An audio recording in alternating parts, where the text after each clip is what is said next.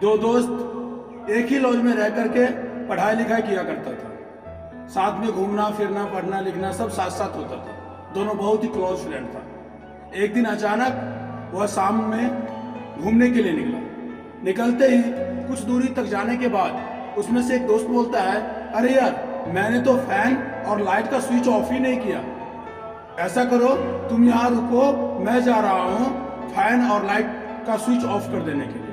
तभी दूसरा दोस्त बोलता है, अरे मेरा क्या है यार, ये तो बिल जो है बिजली का वो तो रूम मालिक दे रहा है, फिर क्या टेंशन लेना, छोड़ो और चलते हैं। लेकिन पहला वाला दोस्त ने उसे बोला, नहीं ये फालतू का बर्बादी हो रहा है, तुमको जहाँ जाना है जाओ, मैं जा रहा हूँ स्विच को ऑफ करने के लिए। और उसके बाद वो चला आता है और स्विच को ऑफ कर देता है। ऑफ करने के बाद फिर दोनों सामने आता है रूम में, खाना पीना पढ़ाई लिखाई सब वैसे तरीके से चलने लगे। कुछ साल बाद जब दोनों अलग हो जाता है, अलग हो जाने के बाद दोनों अपनी लाइफ में बिजी हो जाता है।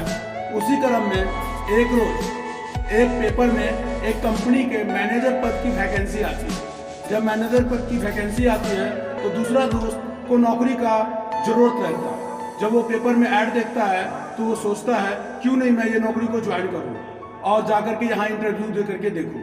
वो दूसरा दोस्त उस पेपर के ऐड को देख करके उसका जो एड्रेस पता होता है उस एड्रेस पे जाता है और जा करके इंटरव्यू की पूरी तैयारी में, वहाँ कई सारे लोग रहते हैं और सब वो भी लाइन में लग जाता है। कुछ ही क्षण बाद जब वो इंटरव्यू रूम में जाता है तो सामने अपने दोस्त को पाता है।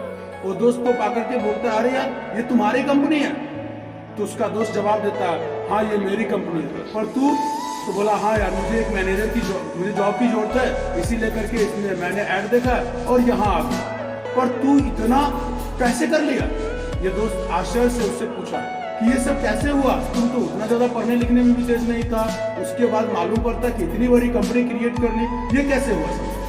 तो दोस्त जवाब देता है, दोस्त उस दिन भी मैं मालिक था और आज भी मालिक हूँ। तुम उस टाइम में भी नौकर की सोच थी, आज भी तुम्हारा नौकर का सोच है। याद है वो दिन वाली घटना जब फैन और लाइट का स्विच ऑफ करने की बात आई थी?